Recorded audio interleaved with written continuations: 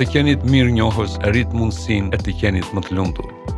40% e lumturisë varet nga genat e njeriut dhe 60% është në dorën e tij.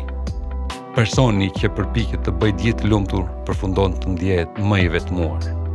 Parat mund të blejnë lumturi, por vetëm në një mas të caktuar dhe për një kohë të shkurtër. Nëse dikush siguron nevojat bazike për ushqim, strehim, siguri e të tjera, lidhja midis lumturisë dhe pasurisë afrohet drejt zeros.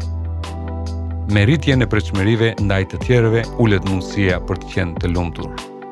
Sa më shumë rritet pasuria apo fama e njeriut, aq më shumë rritet mundësia për të mos qenë i lumtur.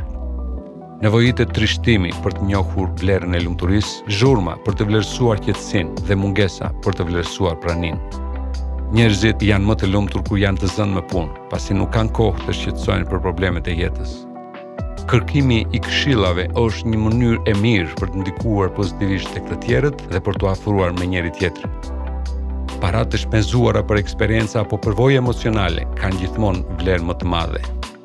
Njeriu e gabuar është vështirë për ta ndryshuar. Nëse largon atë nga jeta jote ose ti largohesh nga ai, atëherë gjëra të mira do fillojnë të ndodhin për ty.